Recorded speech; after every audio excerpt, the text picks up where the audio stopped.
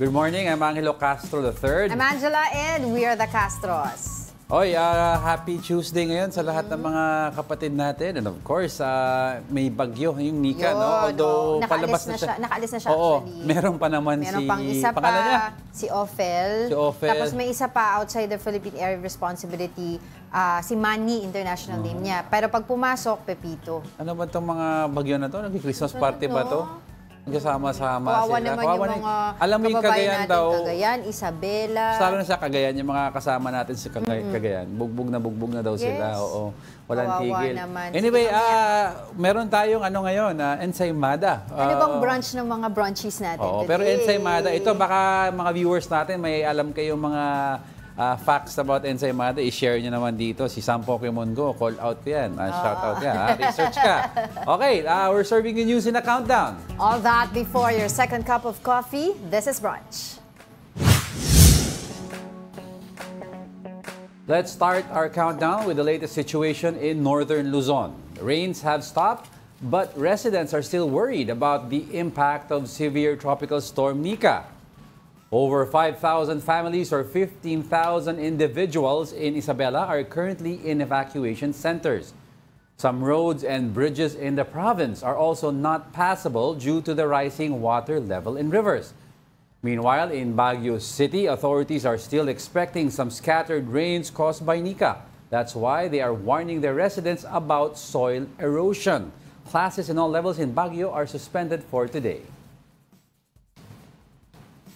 Oh, nakita natin, 'di ba, in Baguio, may mga several roads doon are now closed dahil nga sa mga matinding pag-ulan. Especially Cannon Road, Marcos Highway. Oo, tapos sabi nga baligtad ngayon before, 'di ba? Punta kayo sa Baguio, ngayon sarado po yung mga theme parks doon. Tsaka within Baguio yung slope niya yung pababa. I forgot anong tawag mo sa barangay na yun. Laging tuwing umuulan siya, sinabi ni Mayor Magalong yan. Laging Tugon? Hindi ko lang basta sa may Baguio City din. Binanggit niya sa isang interview that part of Baguio always daw nagkaka-erosion every time may bagyo. Tapos even if meron silang mga riprap doon, wala Nga sa lakas ng bagyo, riprap. Pero hindi of course yung Cagayan, 'di ba, pinag-usapan din natin, lakas din ng bagyo doon, hangin, at saka yung lakas ng ulan, yung mga roofs doon nagtatanggalan na. So parang Isabela, same thing with them. Parang yung last 3 ng bagyo, talagang binugbog ang northern area. Northern Luzon. Northern Luzon. So, yun nga, kawawa talaga yung mga kababayan natin doon. And before we go, sabi nga ni DILG Secretary Remulla, sa sobrang dami ng bagyo na dumaan, medyo yung saturated na yung lupa. So, hindi na niya kaya sumipsip ng any more rain.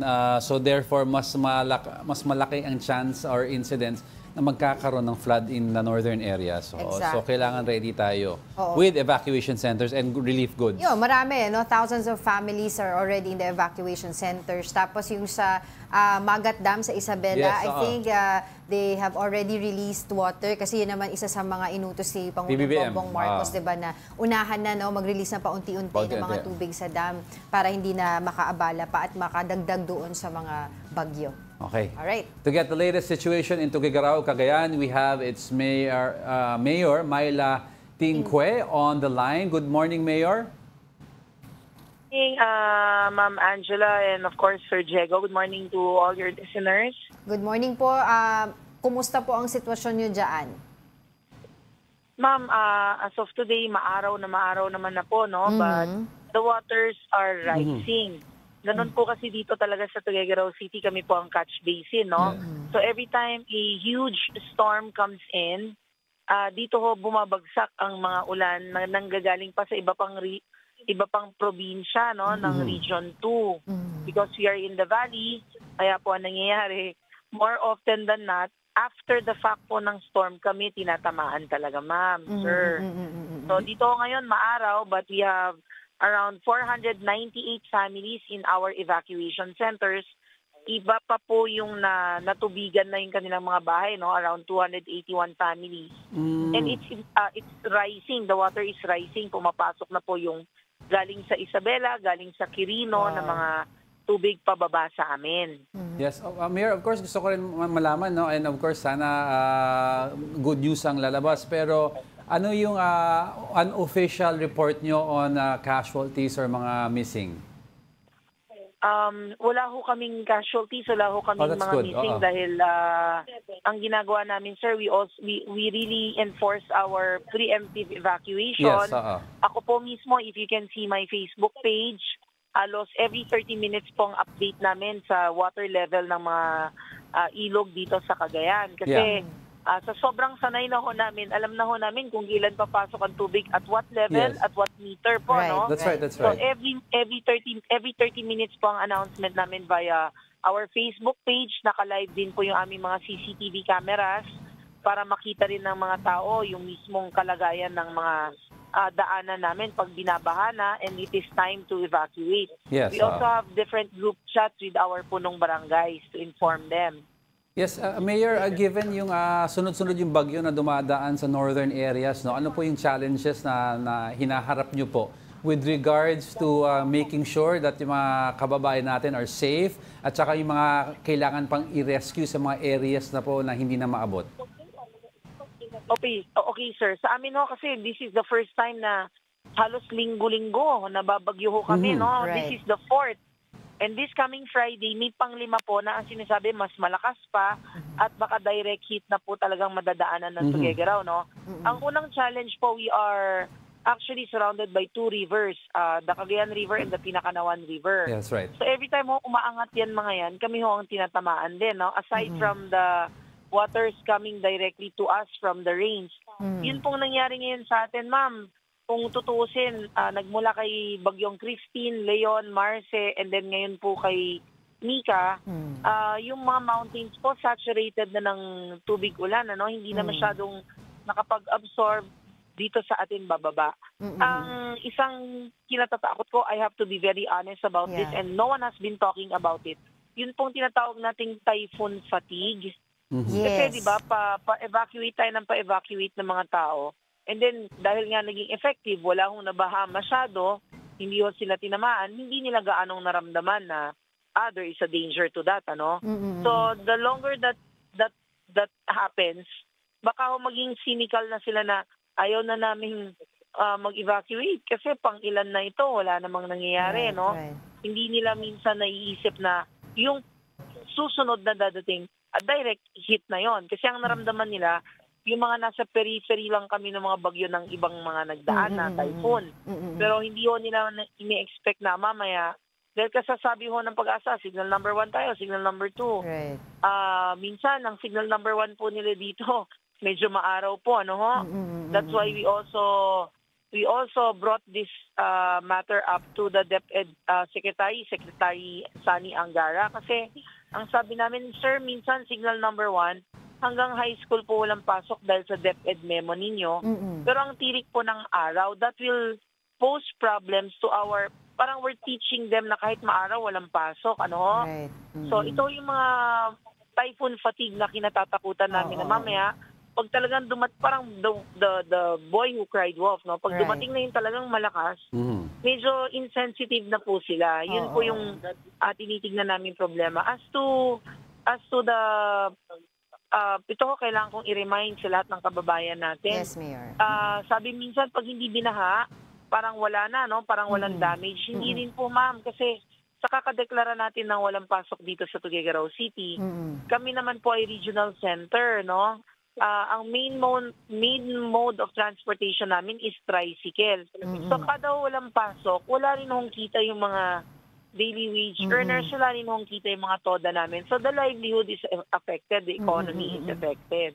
So ito po yung nangyari sa aming mga challenges na sinusubukan po namin i-overcome. Opo. Nako, napakadami po, no, talaga ng iba't ibang mga problema na kinakaharap po ninyo. Pero I was wondering po, Mayor, sabi nyo nga po, sanay na kayo, lagi kayo po ang catch basin, yung lugar ninyo sa Tuguegarao.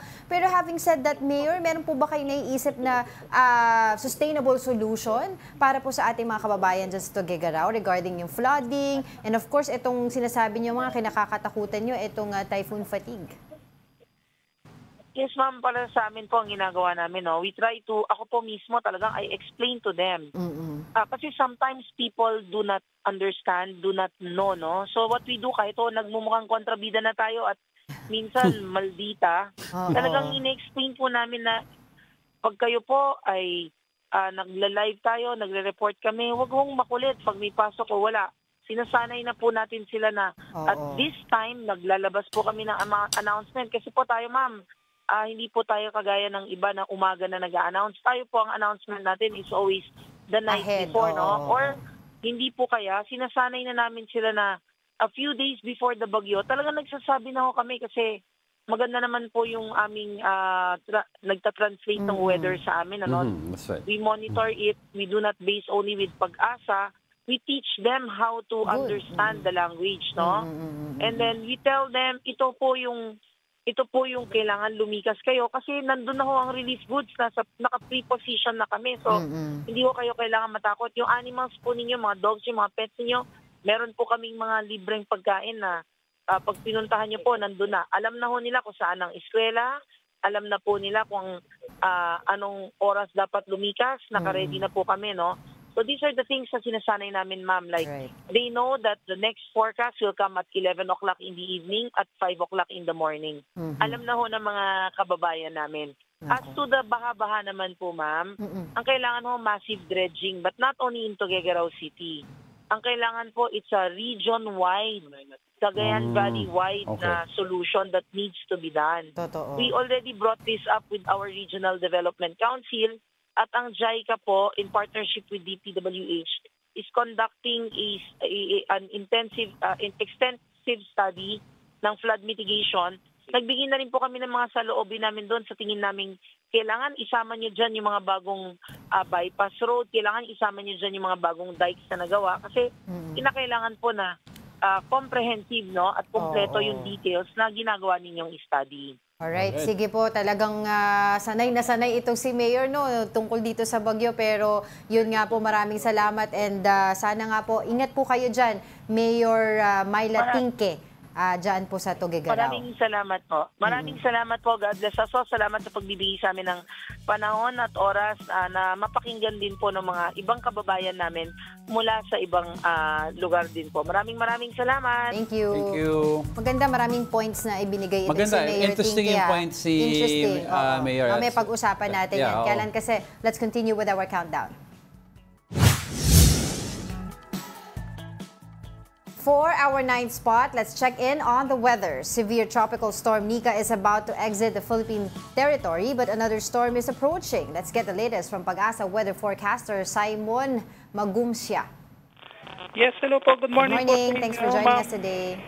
Thank you po, Ma'am Angela, Sir Diego. Para po sa ngayong araw na ito, dalawa po ang binabantayang bagyo natin na nasa loob ng Philippine Area of Responsibility. So unahin po muna natin ito si Bagyong Nika. Katulad na ng forecast natin, ito ay humina, nasa kategoryang Severe Tropical Storm. At inaasahan na lalabas ngayong araw sa Philippine Area of Responsibility. Napanatili pa rin ni Bagyong Nika, yung kanyang lakas na 95 km per hour malapit sa gitna at 115 km per hour na bugso ng hangin. Nakahulit siya na mataan kaninang alas 4 ng madaling araw sa 185 km west of Lawag City, Ilocos Norte. Dahil po dyan, nakataas pa rin ang tropical wind signal number 1 sa mga area ng Ilocos Norte, northern portion of Ilocos Sur, northern portion of Apayao, northern and western portion ng Abra, western portion ng Babuyan Islands, and northwestern portion ng mainland Cagayan. Sa mga pag-ulan pa rin, asahan pa rin natin na magiging maulan ngayong araw at malakas itong pag-ulan sa Ilocos Norte, Cagayan at Batanes. Kaya sa mga nabanggit nating lugar, pakisuyo mag-ingat pa rin at maghanda sa banta ng pagbaha at pagguho ng lupa. Meron pa rin nakataas na gale warning sa localities ng Ilocos Sur at Ilocos Norte. Kaya delikado pa rin po na pumalaot doon sa mga nabanggit na mga seaboards. So dito naman po tayo sa Bagyong Opel. Kahit kaninang alas 3 ng madaling araw, kakapasok lang niya sa Philippine Area of Responsibility. At as of 4 a.m. ng madaling araw, tinatayang nasa 1,170 km siya silangan ng Southern Luzon. Meron itong taglay na lakas na 75 km per hour at pagbugso ng hangin na 90 km per hour. Kasalukuyang itong kumikilos sa west-northwestward na direksyon sa bilis na 25 km per hour. Based po doon sa ating latest track ng Bagyong Opel, posible itong mag-landfall doon sa mga area ng Northern or Central Luzon. Possible sa mga area ng Aurora o kaya naman dito sa Isabela o Cagayan. Sa araw po ng Huwebes, bandang hapon o gabi. Kaya bagamat malayo pa sa kalupaan itong si Bagyong Opel, wala pa tayong direktang nararamdaman na epekto sa ating bansa ngayong araw, pero based doon sa ating forecast sa bandang Huwebes, araw ng Huwebes, asahan yung malalakas na mga pag-ulan dito sa Cagayan, Isabela, gayon din dito sa Apayao at Kalinga. Kaya patuloy yan po yung ginagawa nating monitoring ng pag-asa dito sa Bagyong Opel. Yan lamang po yung latest dito sa ating DOST Forecasting Center. Maraming salamat po. Simon Magumsya po. Yes, Simon. Until now, until yung Thursday, no? Kasi Opel is on Thursday pa, yung Nika palabas na siya halos or wala nang epekto masyado. Do we expect at least clear weather for tomorrow? Yes po, sa ngayon po naitala po na medyo may magandang panahon po mararanasan natin bukas. Pero maghanda po sa Huwebes, sa mga susunod na mga araw, ito pong muli yung Northern at Central Luzon. Yung sa NCR, Simon, ano epekto ng Opel sa atin in terms of rainfall? Actually, kung hindi po siya magbabago ng track ng bagyo, ng direction, possible hindi tayo masyado maapektuhan itong si Bagyong Opel dito sa Metro Manila. Pero para dun po sa mga lugar na nabanggit nyo na maapektuhan, posible maapektuhan itong Opel, paano po ba natin to mailalarawan sa ating mga kababayan? Mas maraming ulan, mas malakas ang hangin, sir? Based po doon sa ating track, inaasahan na magdadala pa rin to ng malakas na hangin at pag-ulan dahil based po dito, papasok po siya as pinakamataas na kategory ay typhoon. Kaya usually ang typhoon ay talaga may dala itong malalakas at na ulan at pagbukso ng hangin. Kaya talagang pinaghahanda yung ating mga kababayan diyan po sa Northern Luzon. Yes. Lastly, ito pong yung namamataan na isa pang weather disturbance outside our Philippine air responsibility na may international name na Manyi. Ano po ba ang track nito? Kung hindi po magbabago ang track na si Bagyong Manyi, siya ay based doon sa ating track ay pa-westward, northwestward. Medyo inaasahan kung hindi po siya magbabago ng track ay possible na itong bandang Luzon area to Bicol area, yan po yung mga target na area. Pero tuloy-tuloy pa rin po ang monitoring natin hanggang sa makapasok siya dito sa Philippine Area of Responsibility. Kailan po ba yan inaasahan na possibility makapasok po siya sa PAR? PAR, possible po, teka lang po. Dito sa ating latest track ng possible baka next week dito sa TC threat potential natin. Possible next week pa po siya makakapasok. Alright, sige. Thank you so much for your time. That was weather forecaster from Pag-asa, Simon Magumsya. Alright, let's continue with our countdown. Placing 8th on the countdown is a preparation for severe tropical storm Nika. President Bongbong Marcos assured the public that the government is ready to respond to the impact of the storm. Marcos said all heavy equipment and relief goods are already pre-positioned for areas affected by Nika, like Aurora, Isabela, and other parts of Luzon. Aside from this, Marcos said the government is also fixing infrastructure damaged by the previous storms. Mag-isip-isip tayo kasi kung aayusin natin, tapos sisirain na naman ang susunod na bagyo, sayang lang yung ating ginawa. So kailangan natin magplano. Pero yung mga tao, kailangan na may kuryente, kailangan na may food supply, kailangan na may tubig, kailangan na ayusin ang kanilang bahay. Kaya nga it is important before, 'di ba, months before ng bagyo talaga na alam naman natin sinasalanta ng maraming bagyo yung bansa natin, naka-prepare na tayo, no. Aside of course dun sa usapin ng pag napuputol yung kuryente, yung tubig. But yung pinag-uusapan natin with Mayor ng Tuguegarao, 'di ba, yung dredging, yung flood control project. Saka we should enhance our disaster resilience protocols. Parang sabi ni PBBM, tama siya ba't pa natin ayusin may sunod-sunod ng bagyo.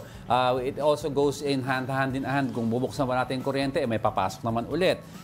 Kung yung kable hindi pa ayos at putol-putol, di ba? So, ano yung magiging response natin knowing na something like this is happening already? Like, parang in the last few years, oo, may mga instances na may bagyo na sunod-sunod, pero not yung magkadikit. Oo. Usually may enough Parang time. hindi ka pa nakakahinga, meron pa eh. Usually before may enough time, siguro a few days, a few To weeks, gather. to make sure everything's okay, 'di ba? To recover a little. Pero ito sunod-sunod sa northern areas. So baka na sana next year we can be prepared already and knowing that something like this may happen. Ito na daw yung new normal, 'di ba? Mas malalakas sa mga pag-ulan. Yan It ang is mga actually- dapat pinaghahandaan natin. I beg to differ, Mr. Normal Chairman. na siya. It's the normal.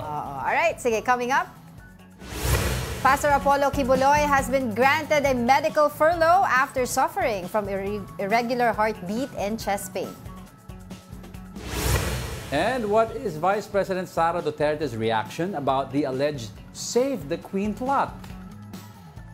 I'm sure yung mga brunchies natin na nanonood ngayon, may mga gusto silang sabihin tungkol dyan, doon sa mga issues na yan. Actually, Abangan natin. Hindi ako up to date, ha? Hindi ka up to date? Babasahin ko yung data. Hindi ko masyadong yung... Sige, while you're reading, we're just getting started, mga kapatid. More of our top 10 news and brunch returns. Keep it here on One News.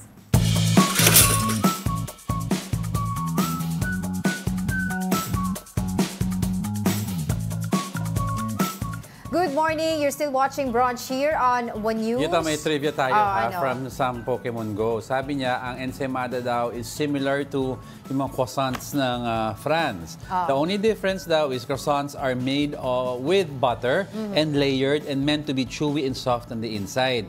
Ang difference niya sa croissants na yung ensaymada is instead of butter, gawa siya sa lard. For all those who are asking ko, ano yung lard? Lard is vegetable fat. Yung parang yung tulog na mantika. Yeah, yung mga ganun. Yun ang lard. Tulad ng Crisco.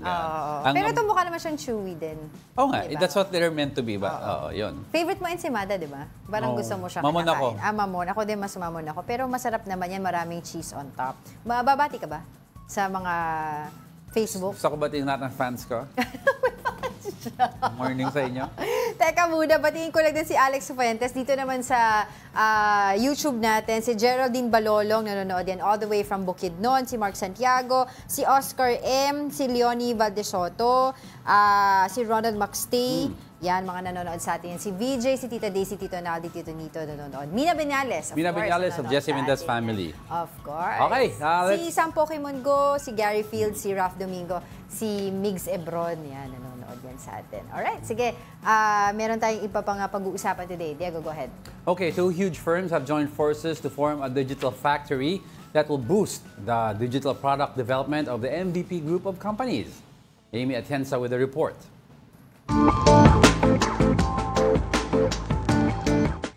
Kayang-kaya na maabot ang endless possibilities sa collaboration ng Kayana Solutions at Accenture Philippines. It's official, Kayana Solutions and Accenture Philippines held a contract signing yesterday for their upcoming strategic collaboration. The two companies aim to build a digital factory that will help in accelerating the digital product development of the MVP group of companies. Very, very, very excited because we only partner with the best, and Accenture is the best. You look it up, and they have the experience, and they have the capability, and most importantly, we trust working with them. Their partnership is also expected to address the digital requirements of MVP-led businesses. This includes Kayana's improvements on the 360-degree customer's view on affiliated companies, AI-powered assistance for business services, and a unified platform to further create a connected household management among Filipinos. On the other hand, Accenture will play on its roles for brand strategy, product research, and a better user experience for Kayana. This will be pursued by the Accenture Song Creative Group. First of all, I'd like to say how incredibly excited we are to be part of this kind of partnership. It's what we see this as being is the next wave of innovation across the Philippines. In the long run, the collaboration will not only benefit MVP group of companies, but will also help other local enterprises and even consumers. It's an open platform. This should be all-inclusive naman eh. Hindi lang naman just for the group. We need to gain the experience ourselves, but then once we do achieve a certain level of knowledge and experience, then we will open it up to everyone.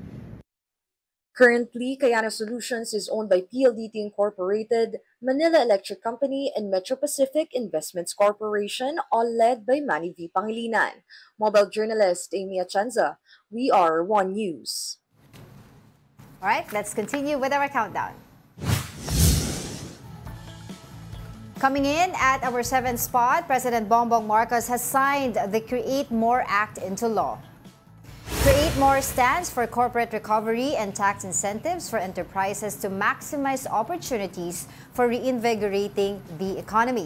Under this measure, the maximum duration of tax incentives availment is extended by 10 years to attract strategic and high-quality investments. Marcos says the Create More is a reflection of the government's resolve to foster a climate where businesses will flourish. In concert with this effort, we have championed reforms to ease the way of doing business in our country, starting with a more efficient VAT and excise tax refund process under this law. Okay, so... In the absence of yung charter change for economic reforms. Yes, eto. measure, Many welcome this measure. Oh, it stimulates kasi the economy or the investors to coming in. Kasi, especially mga foreign direct investments. Kasi yan ang nagiging problema sa mga ibang foreign na yung gusto mag-invest dito. Ang problema daw nila, first of all, yung red tape, ang haba daw ng process to set up a business. Number two, may mga costs of initial costs of electricity na pinoproblema nila. Now with tax breaks like this and incentives, at least yung nawawala sa kanila through tax, di ba? Yung nawawala sa kanila through electricity and other bills, mababawi nila by lesser tax for a certain period of time. Yun. Kaya nga kasi itong new law na to will exempt for VAT. Diba? So, ano yung mga goods and services, yung example, janitorial security, human resources, financial, consultancy, etc. And of course, yung promise nitong law na to kasi ay would include yung more efficient approval process, diba? Nung mga integration ng mga business dito.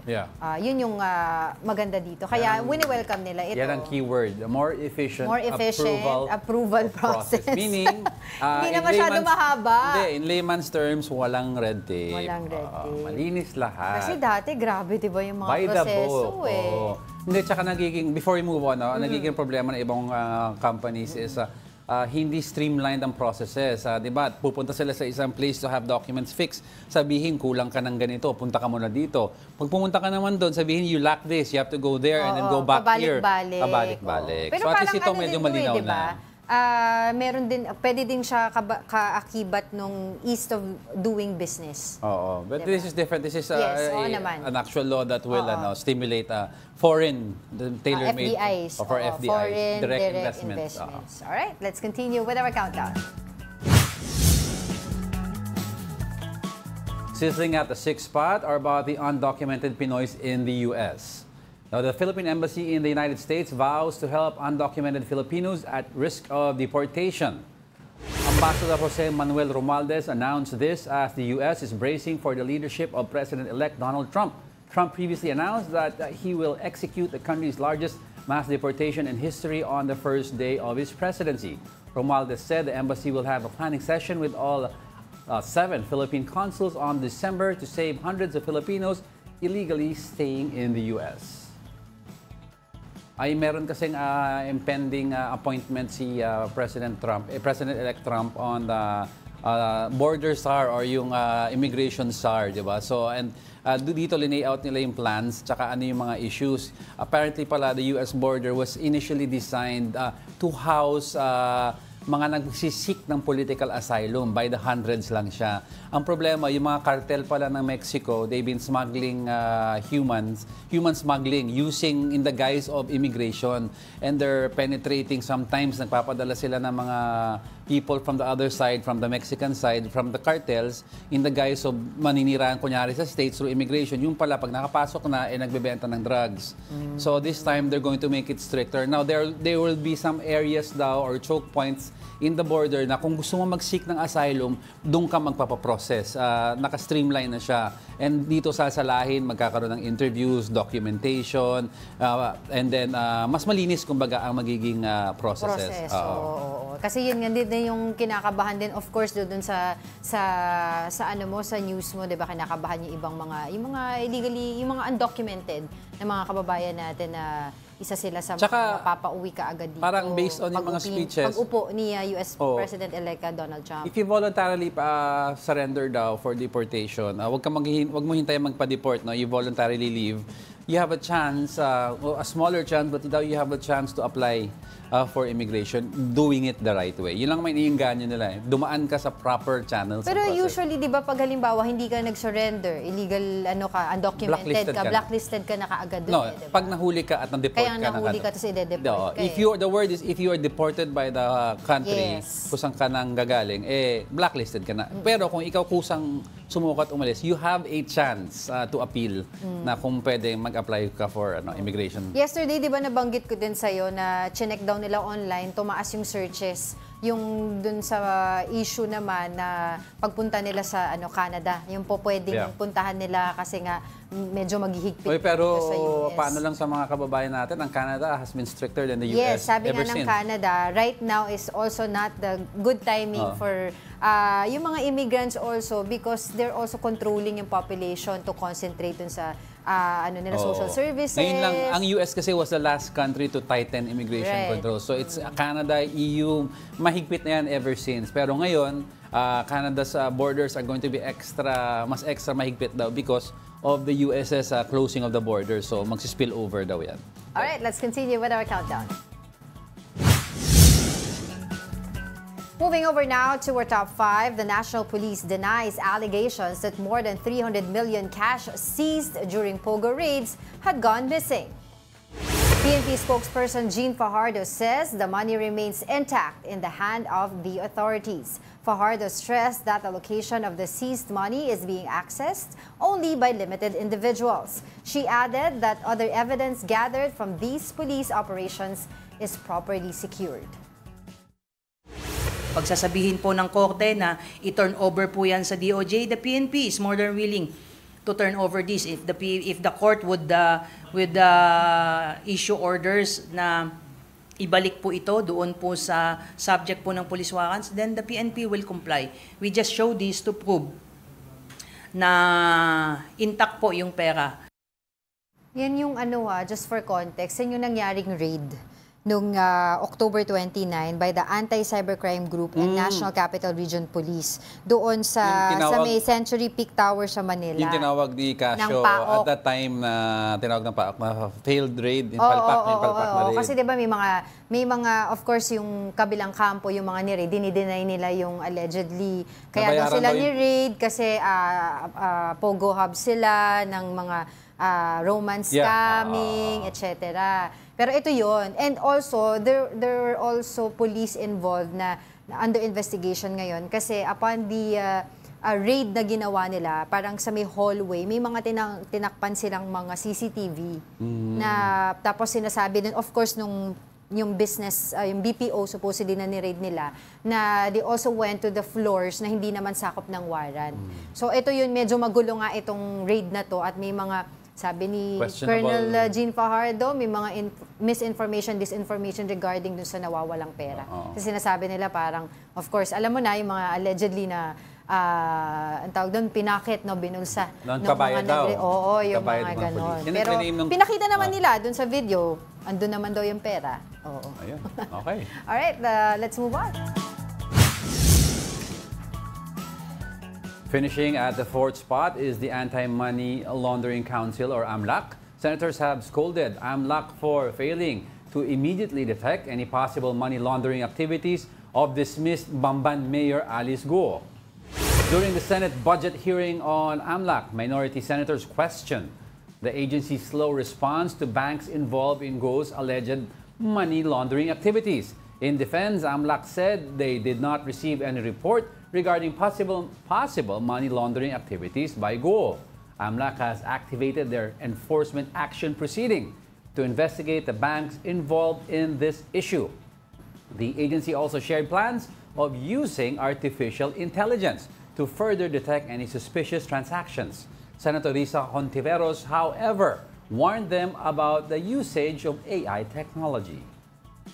Bagamat napakahalaga na gagamit ng ating mga departments at agencies, pati councils, yung in a way SIGINT or Signal Intelligence and mga teknolohiya tulad ng AI, wala po talagang kapalit yung human intelligence, yung wisdom, yung insight, minsan yung hunch, yung instincts na nasa tao at hindi kailanman kayang i-develop o i-simulate ng teknolohiya. Yon. So, going back dun sa usapin nung sa AMLAC. Kumain ka lang. Nagsalita ka pa yon. Hindi, kasi di ba, if you can remember during the hearings nung mga July pa earlier this year, yung hearings na kasama sa Pogo, di ba, kasama si Alice Go, sinasabi ni Senator Win Gatchalian, pina-flag na niya at humingi siya ng tulong na bakit hindi daw nag-flag dun sa ginastos ng mga Pogo hubs ito, particularly in Banban, yung construction nila 6 billion yung ginamit. Diba? So sinasabi nila, bakit hindi nag-flag yung mga bangko, diba? Tsaka itong sa AMLAC, ng mga STRs or yung Suspicious Transaction Reports na may mga malalaking halaga ng pera. Kaya sinasabi nila na dapat alam natin yun. Diba usually gano'n naman sa AMLAC, na kapag may mga suspicious large amounts of money na dumadaan, nagpa-flag dapat yon. In this case, hindi daw.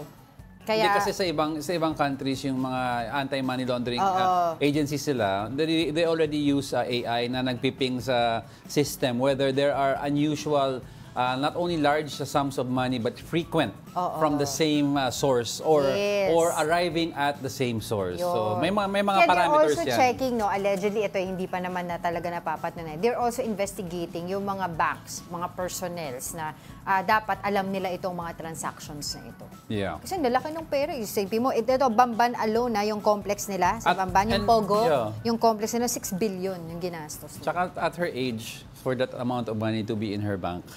Di ba? Yeah. Sige, let's move forward.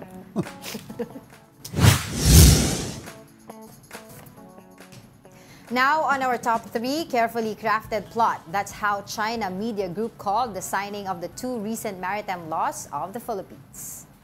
They said the government intentionally passed the Maritime Zones Act and the Archipelagic Sea Lanes Act the day after the U.S. elections. The media group insisted the passage of the new 2 laws is an attempt to cover its illegal moves in the South China Sea with a legal veneer. Maritime expert Jay Batong-Bakal told Storycon that China's statement regarding the 2 new maritime laws was expected. Kasi para sa China, kahit naman ano gawin natin, provocative sa kanila at escalation sa kanila, no? Yes. Kahit tumutot tayo, escalation na sa kanila. Yung mga statement nila ngayon, bale, hindi po yan bago. No, I understood naman na hindi naman ma-irita yung China dyan, but yung maganda kasi sa law na yung itong pinasa na ito. At least we're making it parang official. Yeah. And we're adopting what the UN resolution, arbitral ruling, UNCLOS and arbitral has said. Para in the future, if there are other cases that we want to file sa arbitral sa Hague, and then pwede natin sabihin, we enacted these laws to secure our domain and our passages, and yet tuloy-tuloy pa rin ginagawa ng China. And other countries for that matter, may pinakahawakan tayo. Totoo. But on the other hand, of course, China, as expected, sabi nga natin, di ba, nire-reject na itong dalawang laws natin. Nag-diplomatic protest sila. And they also declare yung baseline sila. And reaffirming, of course, yung kanilang sinasabi nilang right doon sa mga baseline na yun. Pinanghawakan nila ang history daw. That's sa kanila di ba? The history is on our side, yun ang lagi nilang sinasabi. And they don't recognize yung ruling ng The Hague, di ba? Yung doon sa sinasabi they never even participated in it in the pero process. Yun nga, yung pinaka-question dito, yes, we have 2 new laws, maritime laws, yung Archipelagic Sea Lane Act and the Maritime Zones Act. Ang problema niyan, how are we going to really implement these laws kapag ang nakita natin sa harapan natin yung China na hindi naman talaga, di ba, nire-recognize yung right natin doon sa ating territory and sovereignty. How to enforce them. Yes. Let's say for example, nandoon sila or tayo, pupunta tayo doon, we'll bring our own construction materials. Di ba? Hindi nila tayo papayagan. Isilay natin yun. Isilay natin yun. So, anong mangyayari? At least, What happens next? At least it's officially on the record at pag nagkaroon ng mga disputes internationally, it's so easy to say for us, we have these laws in place based on the parameters given by UNCLOS and yet hindi sumusunod. So that will strengthen our case in the international communities. Yes. And hopefully in the future, we have leverage, enough leverage to go to the table and to settle this issue along with our partners and other countries saying, batas namin to Yeah. Diba? Pero kasi ang narrative talaga ng China ngayon, ayaw nila ng other people or other countries involved. Gusto nila mga bilateral Alam nila kasi na if we have only. others involved, they will not be on their side, on our side yan. But let's talk more about this issue. Yeah, we have Attorney Jay Batong Bacal, Director of the Institute for Maritime Affairs and the Law of the Sea, joining us today on the line. Good morning. Hi, good morning po sa inyo, sa lahat po ng mga nakikinig. Yeah, thanks for joining us today. So first off, can you explain for our viewers, Sir Jay Batong Bacal, yung dalawang bagong maritime laws? Papo, bale, dalawa po to. Una, yung Maritime Zone Act. Bale, ang ginagawa po nito ay, kumbaga, nililayout po niya yung mga maritime zones ng Pilipinas ayon sa UNCLOS. So, ini-implement niya ba yung UNCLOS at yung South China Sea Arbitration na naipanalo natin. Kaya po galit ang China doon. Yung pangalawa naman po, ito po yung Archipelagic Sea Lanes Act. Ang ginagawa po nito ay inumpisahan niya yung proseso para ma-identify at ma-designate natin yung pinatawag na Archipelagic Sea Lanes. No? Ito po ay mga daanan ng mga barko sa ating mga inter-island waters. At ang particular na apektado dito would be yung mga military vessels and aircraft. So, ito po, bali meron pang ibang hakbang na gagawin dito. Yung, kumbaga, inumpisahan pa lang nung Archipelagic Sea Lanes Act, yung proseso. After this, kailangan nang pumunta sa International Maritime Organization tsaka International Civil Aviation Organization para magkonsulta na sa final designation nitong mga daanan na ito. Right. Yes, Jay, alam naman natin about yung mga ruling ng The Hague, no, yung sa UNCLOS. So bakit pa kailangan, kasi yun ang katanungan ng maraming kababayan para ma-explain lang sa kanila, bakit kailangan pa nito klaseng law when understood naman na sa atin naman yung area na yan? Well, kailangan po ito kasi nga it is an international arbitration award. So yung pong award na yon, ang pag-implement po doon ay nakasalalay talaga doon sa mga partido. So tayo bilang principal na party doon, ini-implement natin bali yung award. No? Ito po yung paraan ng enforcement actually, no? Enforcement implementation of international ruling. Kailangan yung bansa mismo ang gumawa nun dahil wala namang ibang maggagawa nun. Walang entity na pwede mag-utos sa mga bansa, no? Kasi that is a violation of sovereignty. Yes. So ginagawa lang natin bali yung tama. Kaya naman galit na galit ang China at nagpo-protesta nga at ino-oppose tayo kasi nga nakikita niya na ang international award na ito ay pwede palang implement, no? So lalo siyang nababadshot, kumbaga, dahil nakikita ng buong mundo na between the two parties, ang Pilipinas sumusunod dun sa award habang ang China ay patuloy na hindi pa rin. Attorney, no, while we are happy and of course this shows that we are really determined para dun sa ating mga ating karapatan sa ating teritoryo at saka soberanya. The big question here, Attorney, is how are we going to be effectively, implementing these laws? Sorry, medyo naputol po kayo. Opo, how are we going to be effectively implementing these new laws knowing na hindi po kinikilala ng China mismo even yung arbitral ruling? Sorry po, medyo mahina talaga yung dating ng signal. Pero kung ang tinutukoy niyo po yung paano natin siyang implement, lalo na sa mga ibang partido, ibang bansa, no?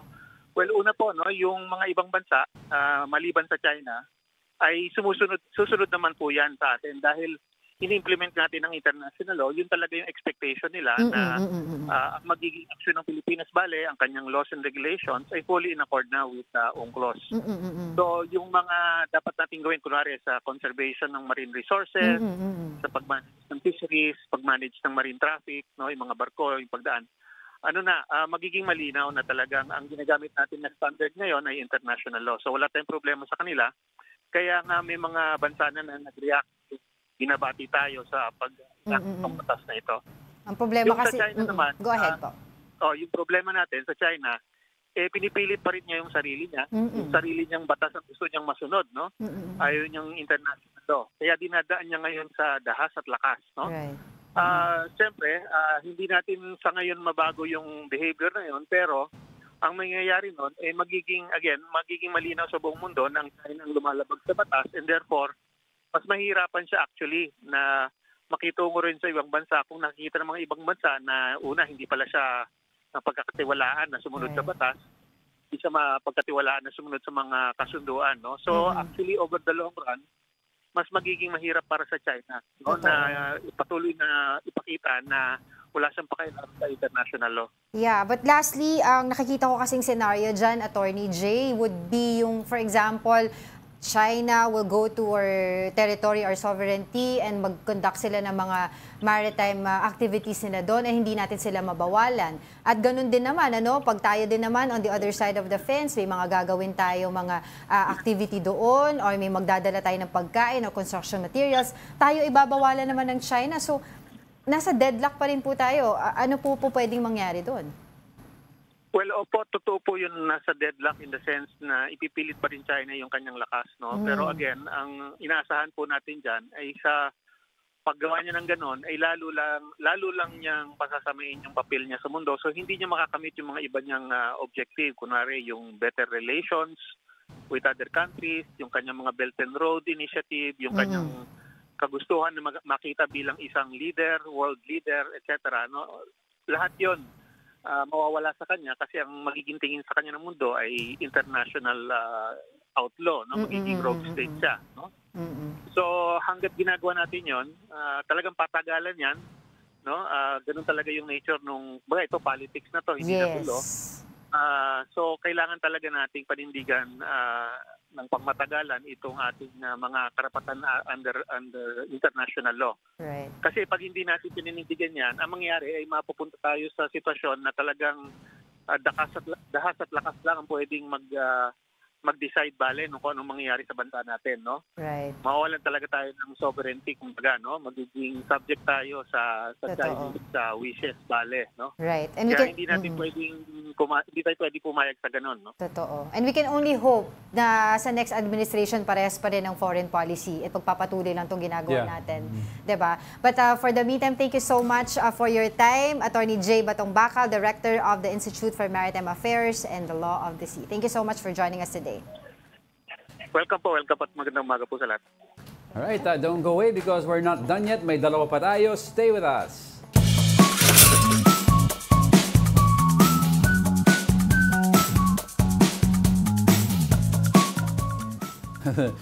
Wait lang.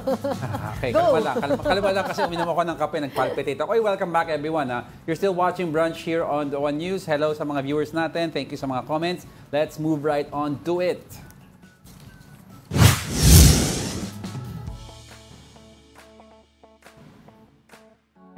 Ako yan? Okay. On our top two is Paulo Quiboloy. The court has granted the detained Kingdom of Jesus Christ leader a medical furlough. Quiboloy was rushed to PNP General Hospital on November 7 after experiencing chest pains. He was then transferred to the Philippine Heart Center the next day. The PNP says Quiboloy is feeling better now. They reminded his camp that he is still considered as a detainee despite being outside of Camp Crame.